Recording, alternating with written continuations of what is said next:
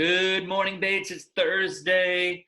Hope everyone's ready for a great day. Mr. Fonseca, how you doing today? I'm doing awesome. I'm excited. Happy it's Thursday. How are you doing, Mr. Softy? Good. I'm doing good. We're getting closer to January 11th, Monday of next week, where we're gonna get kids in the building. Obviously, this week was a fully remote week. I hope that's going well. On Monday, though, K2 will come back in person. So they took the week off from going remote, and then we'll be having third grade will start their hybrid, and fifth grade will start their hybrid on Monday as well. Um, so it's really important if you're in third and fifth grade, what day you're coming in, especially in fifth grade. Because in fifth grade there's also a Thursday and Friday group. So make sure you talk to your teachers. Make sure you know your schedule. You're ready to go. In third grade, be ready to come to school on Monday. Like we talked about, get up a little bit earlier if you're going to get on that bus. Mr. Fonseca, any suggestions about getting up early again?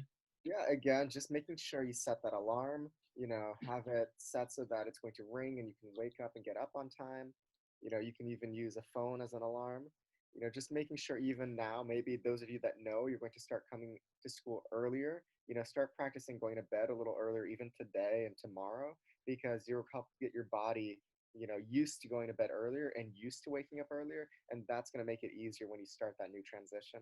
Yeah, absolutely, absolutely. And then on Thursday and Friday, the fourth grade will come into the building for the first time. So, on those days when you come into the building, the teachers will go over the expectations, being safe, responsible, and respectful. So you'll have a good idea of how to be in the building. Third and fourth and fifth grade will be on the top floor. K2 will be on the bottom floor. And they all have similar expectations, being safe, responsible, and respectful. Using our core values. And that same goes for if you're remote too. We got to continue to be safe, responsible, and respectful. You guys been doing a great job. Coming back from a long break is hard.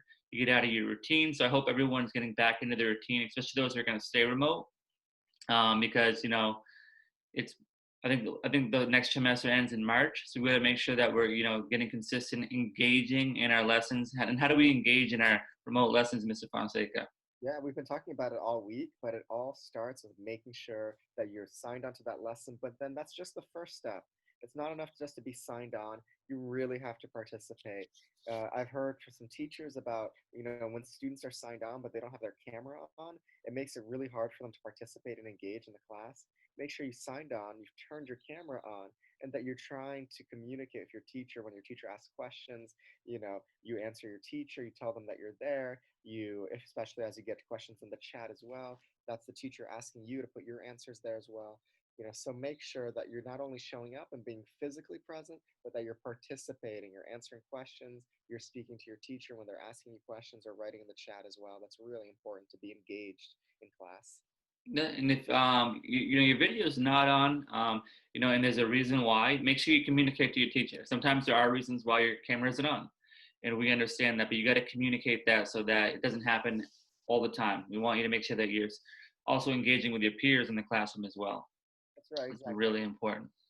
Yeah, if your camera isn't working, let your teacher know, and still speak to your teacher through the microphone and use the chat box just to communicate and be part of the lesson too. Yeah, absolutely. Mr. Fonseca, do you have any updates for this week?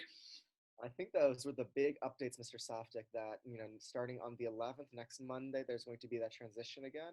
We all know this has been a year of some transitions for our students and our staff, but just, be aware that, as you start next Monday, it might look different for you, or it might not. You might be continuing to do remote, which is great.